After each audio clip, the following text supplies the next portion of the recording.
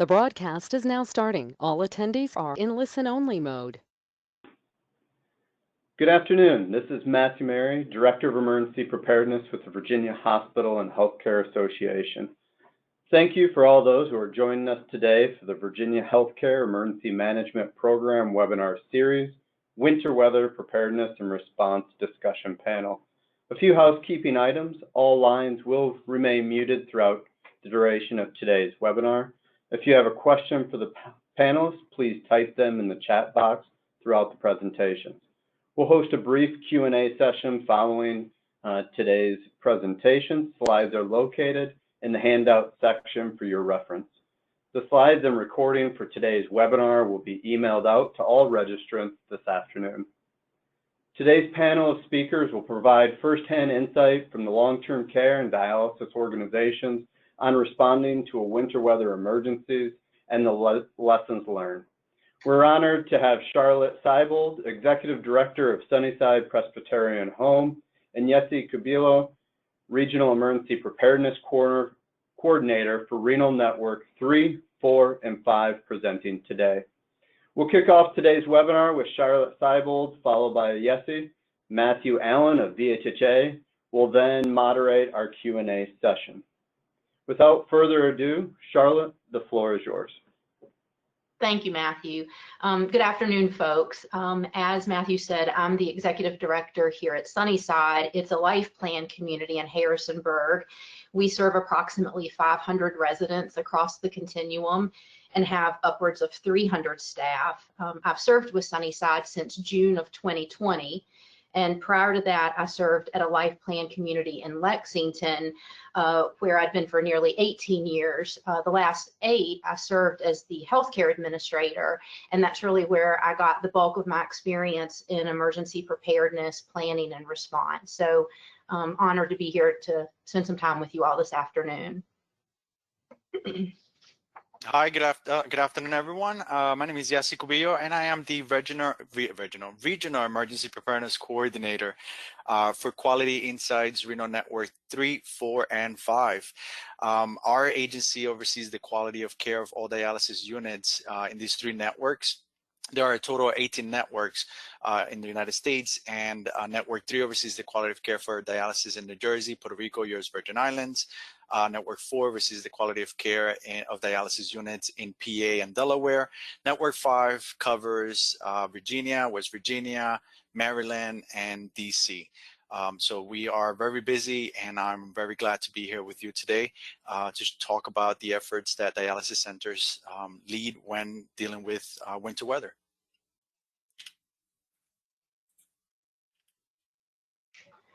So we're going to start off talking with preparation, and I think Yessi and I both agree that this is the most important step in any response, whether it's winter weather or otherwise. Certainly, we don't want to wait for the emergency to prepare. We should assess our hazards and vulnerabilities throughout the year, make sure we're developing and updating our policies, educating staff and residents when applicable, and of course, testing and practicing. So the good thing I like about a winter weather storm is that we usually have some notice. So we can start to monitor the weather. Usually one of the first steps is to establish emergency command. So we generally pull together the leadership team or other leaders here on the campus. With a life plan community like this, I may even involve the resident council president for independent living so that individual can help with communication as well. We also start to communicate early. I like to get out notice to the staff, letting them know about the pending weather. They may want to start making arrangements to come in early or stay over. Also communicate with the residents, certainly those in assisted living and healthcare, but also the folks in residential or independent living, reminding them that we're aware the storm is approaching, that we're well prepared, reminding them of some things they can do to be prepared. I think too about our vendors and, are we expecting this to be a pretty significant storm? Do we need to ask for any shipments for dining services to come in early? I think about if it's towards the end of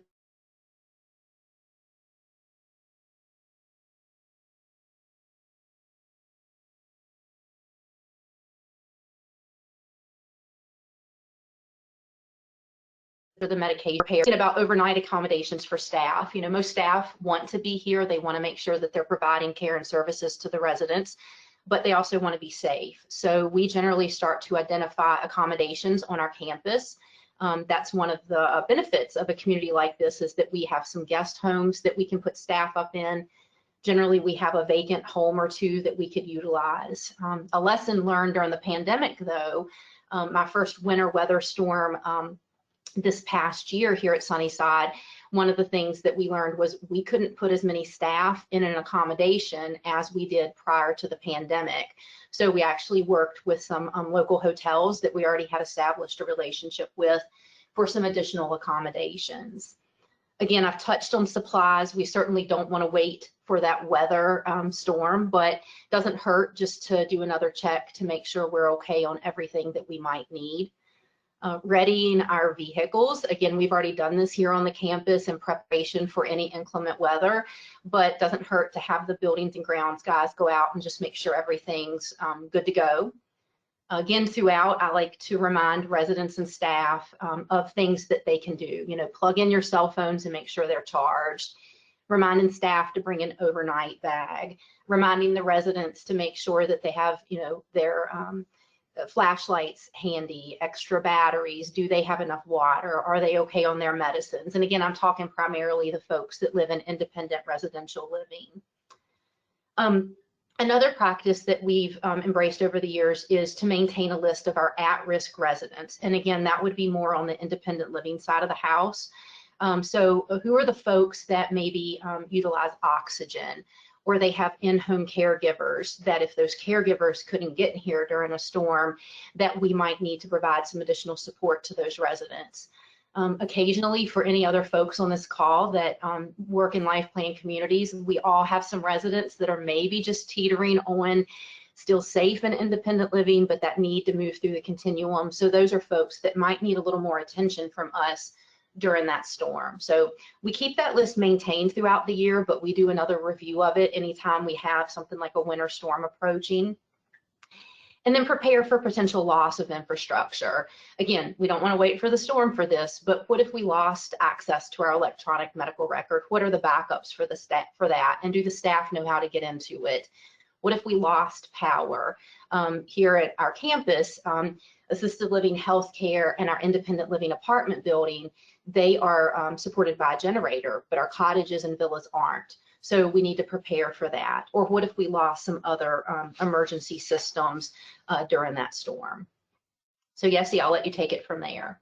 Yeah, thank you, Charlotte. So similar to what Charlotte mentioned, one of the most important steps when preparing for any emergency is to develop policies and procedures that facilities can have in place when activating their emergency plans, doing a risk assessment, hazard vulnerability assessment to see which of those emergencies are the ones that are going to impact the most in their area. And we did a hazard vulnerability assessment for the Virginia area and snowstorms, where one of the top priorities that we identified being prepared for.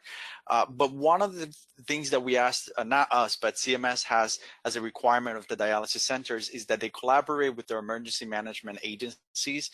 And this is it's essential to have those communications beforehand, not wait till the emergency happens to contact your emergency management partners and bring them to the table to talk about how can we implement these plans and have them be effectively implemented when that emergency happens. So do that before that emergency occurs so that your facilities and their facilities are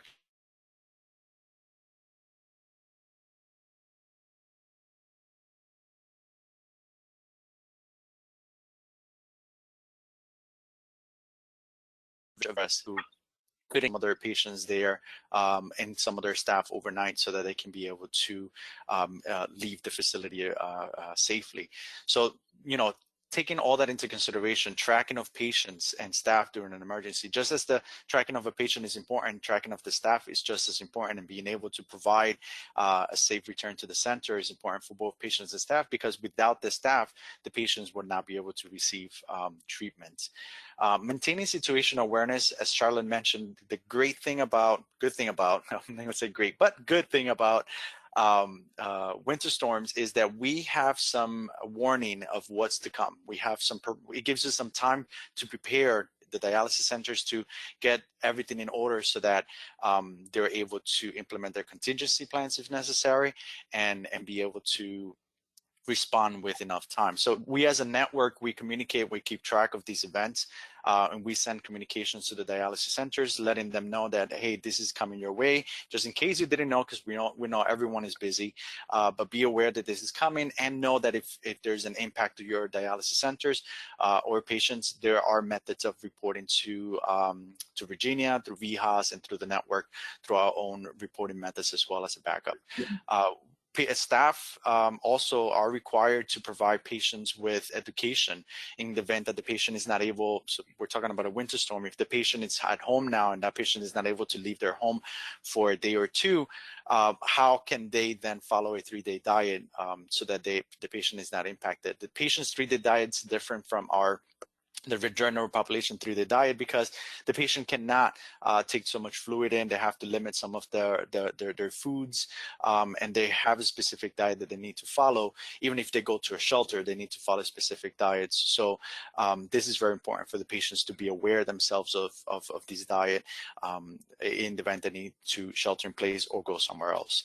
The other important factor is informing patients of who to contact if the facility is closed for a long period of time. For example, if communications are down, like Charlotte mentioned, loss of the infrastructure or systems, and there is no communication, there's no transportation, there's no way to get to the dialysis center, what will happen then? So dialysis facilities are tasked with providing education to patients in regard to which is my backup facility if something were to happen to my facility and I can get there. Or if I go to a nearby hospital, what do I need to have with me so I can be able to go to that hospital? And providing that guidance and support to the patient so that if something were to happen where they cannot get to their main center, they'll be able to receive dialysis at another center before it's too late. Charlotte, anything else you'd like to add before we proceed to the next slide? No, thank you, Yassi. You can move on. Thank you. Great. So, in this situation, the winter storm's here with us. We're obviously going to prioritize cleaning the roads, walkways, and our response. I generally like to keep in communication throughout this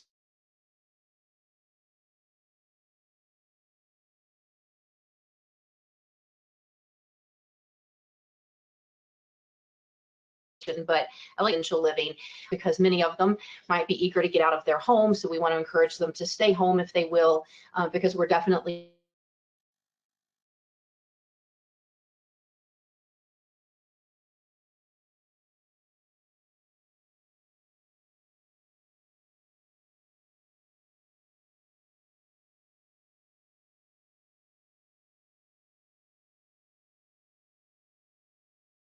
$50 acres here. So it's a lot of, pathways, roads that we'll need to work on. So I also like to make sure we're checking in with staff throughout the storm.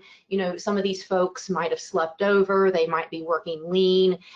They might be working extra hours because some folks weren't able to get in. So making sure that the staff are getting to take breaks. Have we established some sleeping schedules on who's going to stay over in the accommodations that we've made available? Are we keeping the accommodations fresh? I know that seems very simple, but are we making sure that we're keeping extra sheets and towels and blankets for the different staff as they come in for their shifts? And of course, we want to give them time to check in with their own families and friends because their loved ones might be at home without power. And so they certainly want to check in with maybe parents or children to make sure they're okay. And generally, we always provide some additional food and drink throughout for our staff during situations such as this. I spoke about the at-risk residents, so we want to monitor them throughout the storm. Some of them you might just be able to place a phone call, but others we may need to actually go out to their apartment or cottage and check in. And we need to be prepared to offer additional support. Some of these individuals, if their in-home caregivers weren't able to come in, then we might need to be prepared to move them into assisted living or health care. Another part of our emergency plan is to establish a rally point. Now, of course, winter weather can complicate this because we don't want the folks venturing out of their apartments and cottages and slipping or falling, but there have been some storms where the storm is passed, the roadways are clear, but we're without power. So where can the residents come that live in homes that aren't supported by a generator to get warm, or just to say hi and see some other folks, get extra supplies if they need them? Or if it's still icy pathways, where can they call if they need help? So we would continue to maintain that contact with our residents throughout. And then, of course, ongoing response. We all know, especially in this part of Virginia, we sometimes have to deal with the refreezing or power lines that might go down afterwards. So just because the storm's over with doesn't mean that we still may not have some ongoing response.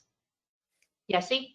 Yeah, I completely agree with that, Charlotte. And although we always think about that moment in the response of what's going on with the storm, what happens after the storm that's one of the most important components as well of how to make sure that everyone is safe and then we're able to reestablish normal operations again. So going to the dialysis providers when we're addressing now response to this type of emergencies, now we're starting to see when the storm is either very close and they have a more concrete idea of what's going to happen. The facilities actually start responding before the storm happens, and they activate and implement their contingency plans in which they start contacting their Monday, Wednesday, Friday, or Tuesday, Thursday, Saturday patients. And then let me give you a brief overview of why that is. Dialysis patients, the norm is that they dialyze 3 times a week, anywhere from 3 to 4 or 5 hours a day, and they are divided into Monday, Wednesday, Friday shifts, or Tuesday, Thursday, Saturday shift. So if there is a storm that's going to impact the area, and let's say it's on a Wednesday, they are now treating their Tuesday patients in center, but they call their Wednesday patients and say, hey, this storm is coming. We are going to implement our contingency plans. Come in, we will dialyze you, and then with adjusted treatments, and we will adjust all of our patients' treatment for Tuesday, and we'll work the extra hours if we need to be able to get all of our patients dialyzed. Reason being is if that dialysis center is going to be closed on that Wednesday, those patients are not going to be able to dialyze on that day. So we want to be able to provide that dialysis treatment, and they don't miss more than 2 days, consecutive days without treatment and be without that life-saving treatment. And that's why it's important to have that communication. So that's going to happen with any storm, any winter storm that occurs that's going to severely impact an area. That's part of the dialysis facility's contingency plan to make sure that patients are dialyzed, and it doesn't put them at risk when traveling the day of the storm, as well as staff putting them at risk having to travel to the dialysis center and back and forth when there is a storm happening at that moment. So the day of the event, all facilities, if not all facilities, will be closed because they've been able to provide treatment the day previous to the storm. They will also communicate with the patient's transportation company to make all necessary adjustments and being able to get the patients now re-established in a regular treatment time once the storm has passed, or even before the storm, because this is within like a 24, 40, like 1 day or 2 day period of time that they're starting to implement these plans. So now facilities have to make these adjustments and arrangements with transportation companies to get the patients there and back within that period of time. Clearing after the storm, making sure that there is the necessary companies contacted so they can clear the parking lots to allow the patients and the staff to return back in center, and assess. Also, another important component is assess impact to home dialysis patients who have lost power. That's part of the response during the storm, after the storm.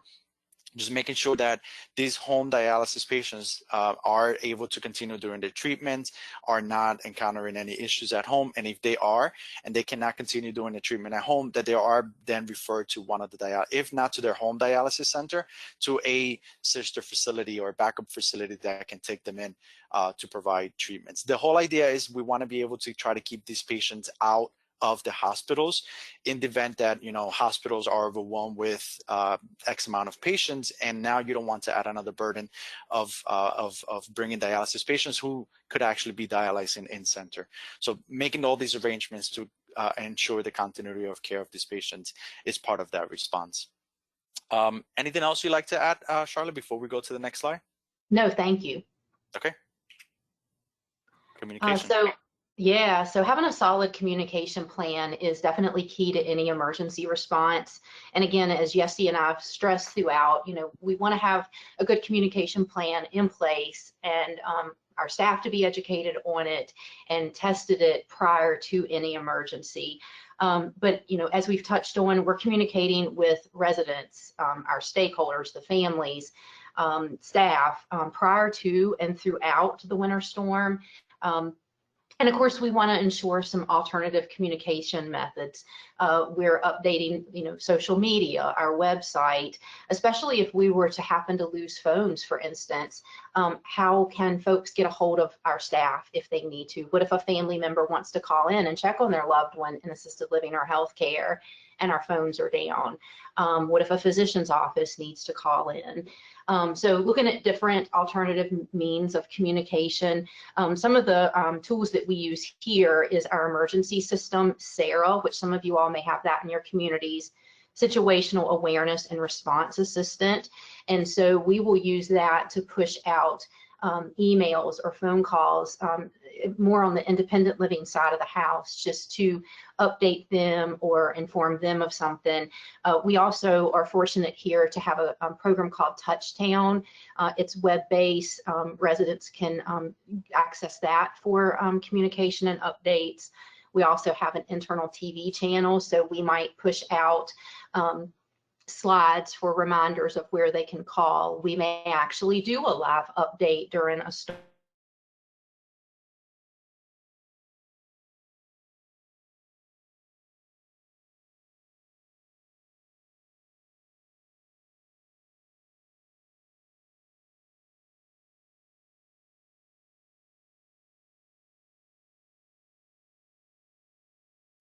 Local and emergency providers throughout the year, but is there any reason to connect with them? And of course, the use of VHAS and making sure that there's several folks on your campus that know how to utilize that and that they practice utilizing it. So Yessie, I'll let you take it from there. Yeah.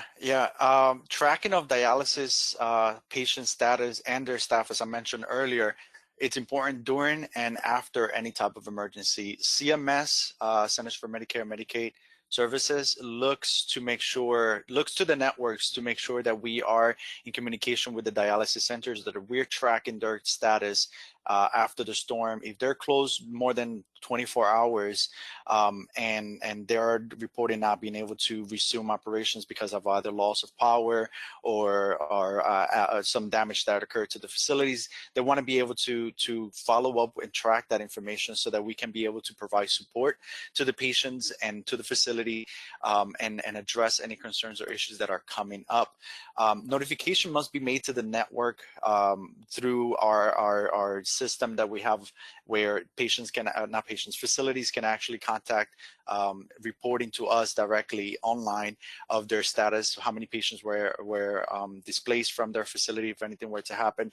And the number one system that we look to and we refer facilities to report any impact to operations is through VHAS, and we have access directly to VHAS. We're able to track how many facilities are reporting in there compared to maybe other facilities in the area that may be reporting to us, and we maintain that level of communication with the management that controls VHAS and our emergency management partners, so that we are able to paint a better picture of what impact that storm or event had in the dialysis community. When we are, one of the things that you brought to mind, Charlotte, when you were mentioning communication systems, and we actually mentioned during our practice yesterday, was the GETS system. This is something that we as a network in previous contract years that we had with CMS, they required each network to have the Government Emergency Telecommunication Service. It's called a GETS system, and we still have that, we maintain that communication service, so that if there is any loss of communications with a dialysis center, or there is an increase, not loss, but there's an increased number of communications happening at a given emergency, having the GET system provides us or gives us priority in the line of communications to be able to make contact with that other individual. So if we're trying to reach out to a dialysis facilities through pertaining status of their operations, we are able to do so, hopefully, in a more easier manner than without having that system. Another component that we do track is patient status. As I mentioned, patient can actually contact us directly, and we've had that occur in previous instances where during a storm or after the storm, a patient says, hey, I have not heard back from my facility. When can I get back? I've tried reaching out to them. How can I get services? And so we facilitate, since we have not just communication with that dialysis facility directly, there are other, large dialysis organizations called LDOs, such as Fresenius, DaVita. Those are the two main large organizations. And there is a corporate representation that we can reach out to a regional manager. We could reach out to someone that's in charge or oversees the operations of that dialysis center. We can be able to connect that patient directly to those members who are dealing with the emergency and provide better guidance to then guide that patient to another dialysis center if needed, or establish communication with their home dialysis center. So as I mentioned, it's imperative to have that communication. CMS at the end of the day cares and wants to make sure that all patients are accounted for until the very last, patient is literally accounted for. We have to continue reporting to CASER. CASER is the Kidney Community Emergency Response Organization, who's also contracted by CMS to work with all of the networks in all matters relating to emergency preparedness. So that's all that matters at the end of the day, is to make sure that patients are able to continue receiving their treatments and they don't miss treatments because we know, as I mentioned earlier, it is a life-saving treatment for them. Anything else we'd like to highlight here in communication, Charlotte? I don't believe so. Okay. Thank you. After action response, lessons learned. Yeah, so even after a mild storm, I think it's worthwhile to gather your team together and just go over what went well. Were there any bumps, any opportunity to learn? Obviously, like to get feedback too from residents, families, our staff. They often have some good suggestions. Some of the lessons we've learned over the years is really having backup plans for your backup plans and making sure that folks are educated on those plans, they know where to reference them, and of course that we practice throughout the year. I've really come to appreciate the importance of MOUs, the Memorandums of Understanding, and having more than one for each service. I think the other thing that I try to do is maintain regular contact with those organizations. Oftentimes we establish a contract or some sort of a document and we put it in a binder and that's where it stays for 5 years and we never reach back out to that company. I would say maintain at least annual contact, updating contact information for one another. Definitely have come to appreciate the coalition and what VHOS serves for us with different winter weather storms or other emergencies that we've had to deal with over the years. Touched on this, a good communication plan and having multiple ways to communicate, making sure the staff know what those are. And of course, I didn't mention this, but making sure that the residents and their families are aware of our emergency plans and how will we communicate with them during an emergency.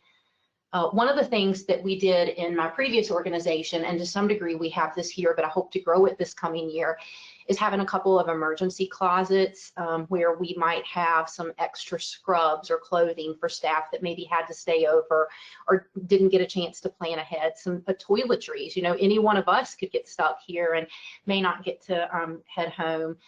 Different types of cords for cell phones. Of course, making sure that we keep snacks and water available throughout. Definitely need to plan for extended loss of power for the areas that aren't supported by generator. And I know I've spoken more for the independent or residential side of the communities, but those are generally in communities such as Sunnyside, the parts that aren't as well supported by generator. but certainly we want to keep an eye on the care and services in assisted living and healthcare. Touched on this a bit, the emergency supplies, and again, maintaining close coordination with local and regional emergency services. And as I've already mentioned, I like to keep touch with those folks throughout the year, maybe even share our emergency plans with them, invite them to the campus. I think some of the feedback I've gotten is they appreciate knowing that we're well prepared, and what are the instances that we may call on them for help. And of course, the same with our coalition. The other thing I'll mention before I turn it over to Yessie is, think about, and I did touch on this in a previous slide, but, some of the lessons I've learned over the years is, a storm, yeah, it may just bring power loss, but what else might you lose? And whether winter weather or it was, during hurricane season and high winds, I've had situations where we lost some of the life safety system. So do you have a policy for doing a fire watch and a form for the staff to document that on?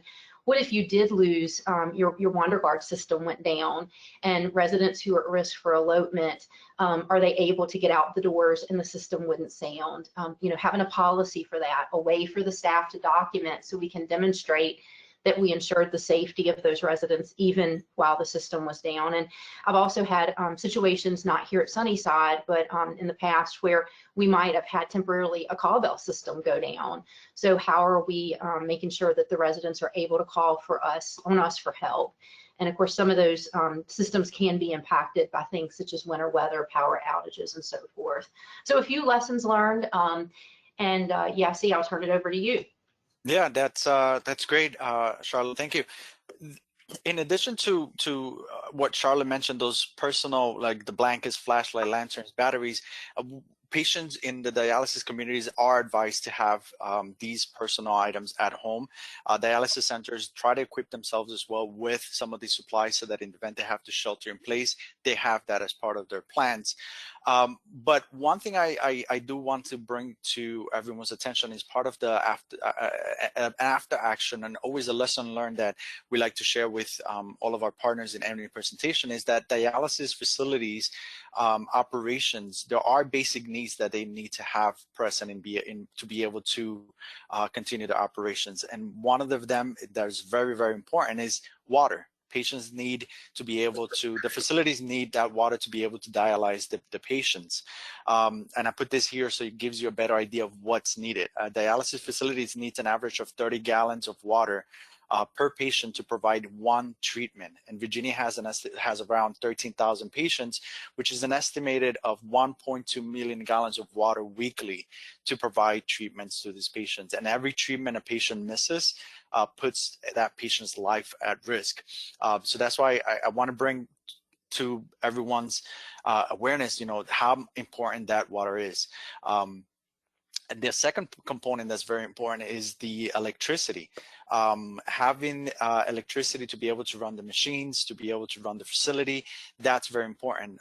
In Virginia, it's not a requirement for facilities to have, dialysis facilities to have a generator on site. There are some facilities who have generators and they're able to continue operations, and that's part of their plans to have the fuel delivered to the facilities, to have those generators functioning and be able to continue providing the treatments to the patients. But not every facility has it. For example, New Jersey and Puerto Rico, it is a mandate that each dialysis center has a generator, so they are able to continue providing those that life-saving treatment to patients. Something lesson learned after action response point that we work with the dialysis centers, but that's not to say there have been instances where a dialysis center or multiple dialysis centers do not have access to a generator, and the impact of the storm has been felt for longer than 2 or 3 days.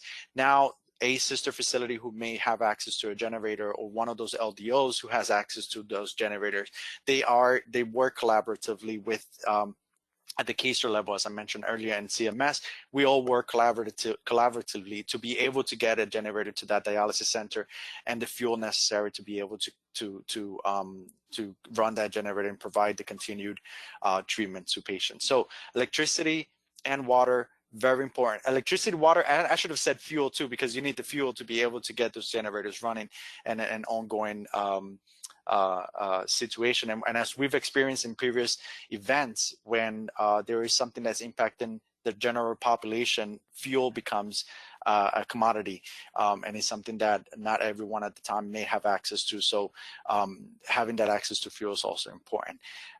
During my presentation, I mentioned how important it was for staff to be present. If a staff member is not able to make it to the dialysis center because now schools are closed, for example, because of the storm or the impact of the storm, and there is no daycare to be able to provide care for this for the staff members' children, or something else that's inhibiting the staff to be able to get to the center. Dialysis centers have developed plans to be able to help these staff, whether it be address that child daycare or that transportation to be able to get to the dialysis center. It happens. We've seen, I've actually, some facilities share stories with me of how in the middle of a winter storm that left, I can't remember how many feet of snow, the facility was in a county, and the staff lived in a different county, and so the two counties communicated with collaboration of that dialysis center, and were able to help provide transportation for multiple staff who lived in that county to be able to get to the dialysis center. So things like that is what we see happen, and that's the result of good communication and establishing, when we talked about preparation, establishing those lines of communication so that the staff can get to the center. And the same thing, transportation for the patients, that occurs as well, and we've seen that happen during this type of event. So that's very important, and that's something that needs to be in place before an emergency happens. We also work with transplant centers, and a kidney transplanted patient, once upon a time, used to be a dialysis patient in center. The idea is we don't want those patients to lose their transplant because they didn't have access to immunosuppressive drugs that help them keep that transplant. So one of the initiatives that we work with CASER is to try to address any needs that come up in the community, or any needs that the transplant centers convey to us with patients not having access to their medications, and working with those providers to be able to get that medication to the patients as well. Inviting, Charlotte mentioned having the patient's voice included in the planning, and being aware of the plans of their centers. That's the same thing for the dialysis providers. CMS is an advocate of having the patient at the table when they're talking about the projects that they're implementing in the center, when they're talking about their plans for the center. The patients need to be aware, they need to be informed, but at the same time, having that patient voice saying, hey, during the last snowstorm that we had, I identified that this happened or that happened, or when I arrived to the center, the parking lot was not clear. What can we do to better mitigate that, and it doesn't happen during the next storm? So things like that, it's important to have the patient at the table, and get the feedback directly from those who have that personal experience, and share that. As Charlotte was mentioning her previous experiences, it reminded me of the early days when I started working in the emergency management world. And I remember there were exercises, community level exercises happening. And I remember seeing the advertisements for these community event exercises, asking for actors who had access and functional needs be able to portray an individual with access and functional needs to be a part of that exercise. And that mindset has shifted completely from those early years that I started working in the emergency management world to now actually having the patients themselves, or that individual with the access and functional needs, at the table to get a more realistic view of, hey, is this wheelchair actually going to be accessible through this door? Or are we going to be able to have 5 home dialysis patients shelter in our shelter, and they would be able to conduct their own treatments in the shelter? So these type of questions only will come up, or issues or solutions will be able to be identified if we include that patient, rather than an actor, include the patient at the table, and in these community-based exercises, and include the dialysis centers. They themselves have the experiences. They themselves can speak to those experiences and let you know how it went, and how to make it better for that community. And that goes across the board for all access and functional needs populations. That's the case and scenario for all of them. Charlotte, before we go to questions, anything else? Maybe I sparked a memory or something.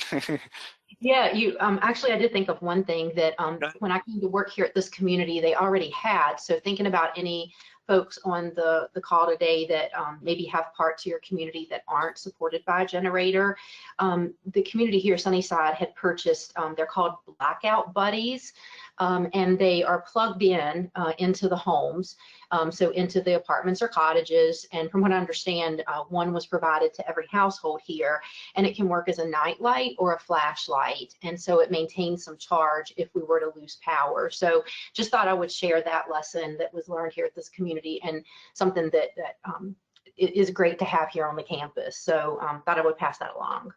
Yeah, and another initiative, Charlotte, actually, that I implemented in one of my previous jobs and work with families was to implement their go bags for patients to have their go bags. That's something we actually, at one point, I worked in a project with the dialysis centers to educate patients about the importance of having their go bag, whether it be in the center, having their medical records with them in case they need to evacuate to another center.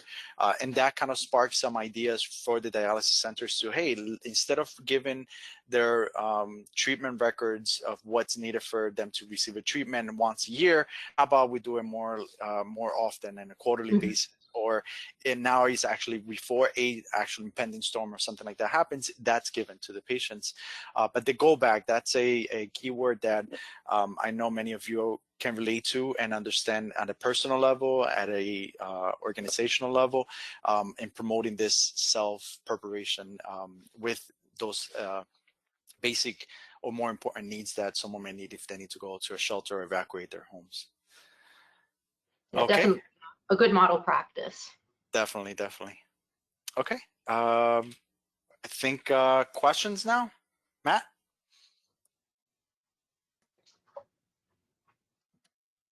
Matt, we can't hear you if you're trying to speak, by the way.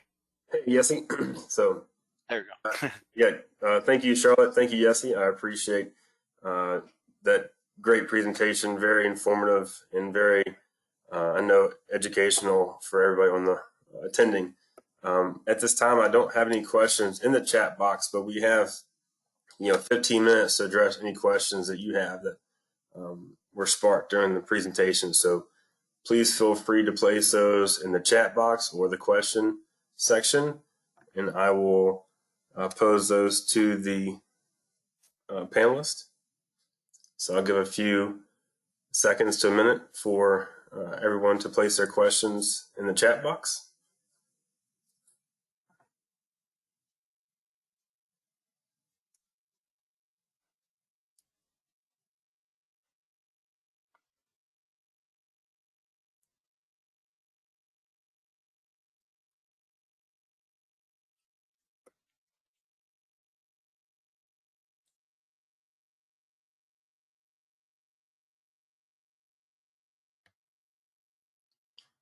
Well, Charlotte, Yessie, I think that speaks to how well you present it, because you cover everything and nobody has any questions. So that's a great end. But again, I'll leave it open for just a few more seconds to make sure we didn't miss anybody.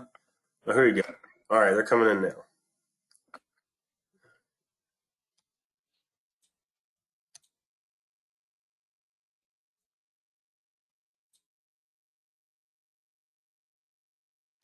All right, so one question is, what supplies would you have in the go bag? Yes, maybe you want to take Yeah, sure. So one of the things when I used to do the personal emergency preparedness for families that I encourage them to have in their go bag were at least copies of important documents such as the driver's license, even insurance cards, anything that's any important documents that you may not have time to grab at that moment, and you may need, if you don't have your wallet on you easily accessible, have a copy of those documents so that if you want to take it with you and you need it, you have it in there. Another thing, a copy of your medications, a list of your medications, so that if you leave your home without your medications, you have a list of those medications. You're able to show it at a shelter. You're able to provide it to at the hospital and say, this is what I'm taking. Update that information with the most current medications that the person is taking. Have also, I usually would say at least have a bottle of water. You don't know when is the next time you're going to get a bottle of water or a small snack. If you have children in the house, maybe have a coloring book or something that's going to keep them distracted or keep them, entertained from what's going on in that emergency. So basic things that, depending on the situation of that family, are required. But the primary thing is important information that you're going to need if you're not able to grab that in that moment. For dialysis patients is that record of the dialysis treatment, contact information for family and friends. Oftentimes we have our cell phones, and if you ask me my family member's phone number, the only number I know is my wife's phone number. I don't know my kid's phone number by heart or my parents' phone number by heart. So someone like that, you would want to have those numbers listed somewhere. That way you're able to refer back to that plan and see that information available in there. Charlotte, anything else maybe that comes to mind in regards to that go bag? Yeah, so we, where I previously worked, we did to-go bags for our assisted living and healthcare residents as part of our emergency preparedness. And so we had purchased bags that we kept in each of their wardrobes, and generally had like at least one change of clothing in there, maybe incontinence supplies, some toiletries. I seem to recall that it was either that bag or maybe we had another bag in that bag that then we could pull and quickly put their medications in, of course, not narcotics. And the bags, I believe, were all pre-labeled with like name and some basic information, so that we could generally just grab the bag, get it together, and if we had to evacuate the resident. So very similar to what you mentioned. Yep, that's very important. I did have an event where I was talking to a family who had been part of a house fire, and they said, look, it was in the middle of the night. We didn't have a chance to even grab our clothes. We had what we had on us, and we had to get out of the house. And if we would have had a go bag with a change of clothes, just like you mentioned, that would have been an easy something to have accessible, like quickly accessible, and just go. Anything else, Matt? No, that was a great elaboration. So I got a few really good comments. Everybody said your presentation went really well. Two more questions to go here. Do you have any plans for IP phone failures? Anything you speak to that one?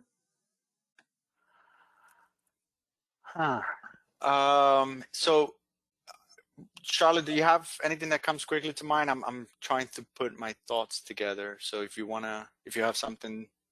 Yeah, so with IP phone failure, I mean, I guess some of the backups would be, and forgive some of my ignorance on that. I know I've heard our IT guys talk about that, but isn't that where some other type phone systems would come in helpful? So cell phones, is there a way to communicate through email, even texting? I'm trying to think what else we might utilize. And part of that may just be me being stumped by my learning curve on that. So the IP, correct me if I'm wrong, IP is used through basically what I have right now. It's over the internet. It's a phone that you use over the internet. So it's not a hardline type of phone. And if you lose communications through that, well, the other alternative is very dependent on my cell phone, but if I don't have my cell phone, it would be maybe going to the next facility over. As I mentioned, there are large dialysis organizations where a dialysis center cannot communicate with their patients. They cannot communicate with another center because they've lost all modes of communication. So what a dialysis center did is actually designated one staff that can go back and forth multiple dialysis centers and communicate information or collect information from those providers and bring it back to their main operations center that then provides that information upward to their corporation. So sort of like so it's a designated staff that basically you're going back to square one. And I remember in an exercise we were talking about, this was a hurricane exercise, not winter weather, but it sort of applies that a facility said, oh, well, we'll get one of our staff a bicycle so he can go back and forth. And although it was a joke, they actually implemented that as part of their plan when they saw it as an opportunity after one of the hurricanes that they dealt with. It was something that they implemented, and they included that in their plans for future, having a bicycle or having some mode of transportation where you're not required to have get access to gasoline. As I mentioned, depending on the level of the storm, you may not have access to gas. So going back to the basics, and the basic is just getting a person, whether it be driving there or on a bicycle, that goes to the closest dialysis center that may have communication, and convey that to others as well. Fax is another means of communication that we encourage providers. If there is access to a fax line and that's working, they can send information to the network letting us know of anything that's going on. So if there's a fax line available, we do have access to that, and they're able to provide reporting and feedback, and then we can convey that information upward as well. Yeah, see, as you were talking, I had two thoughts. One was a community I last worked at, I believe that near the fax machines, we kept just a traditional phone so that we could plug it in if we needed to. So it was more the hard wire. And then, kind of your bike thing, I got a little chuckle, but, part of our communication plan is, do you have a runner? No, of course we can't run across the state, obviously, but is that a way even just here on the campus that we're able to facilitate some communication? But the thought about the fax did occur to me as well. If you really want to laugh, they talked about the bike, but they actually used also an ATV. So to get from one facility to another, I kid you not, this was in Puerto Rico, but yeah, it worked. Thank you, Yessie. Thank you, Charlotte, for that great coverage on the redundancies. And y'all are, that was a very good explanation. So just, one point to add is, having those redundancies, as you mentioned, but yes, as you mentioned, having the phone numbers written down so you don't have to, so you need to have communication capabilities, but also know what numbers to dial. So whoever you're planning to reach out to, make sure you have those numbers for their redundancies. I'm going to pose one last question. I'm going to blend two together. So the first question could be answered by both of you, and then the second part of it is more dialysis focused. So how do you, or do you have any suggestions, or have you worked with local emergency managers, the power companies, to make sure that your facilities are listed as critical infrastructure? And then the second part is, for those who have power generation standby, Yessie, is the emergency plan to just finish the patients who are on dialysis at the time of power loss, or to continue dialysis for patients who are scheduled, in addition? So that's actually, that's a very good question. In regards to getting the facilities communicated with the, or giving them priorities, it all depends on the region. It all depends on the area. And they are very much encouraged. That's one of the reasons why facilities are encouraged to establish lines of communication with their local emergency management and utilities providers as well, so that they know that they are a dialysis center that needs this access to water, needs access to electricity. And to answer so yes, that level of communication is encouraged, is asked. Now, whether it is 100% given to every dialysis center, I don't think so.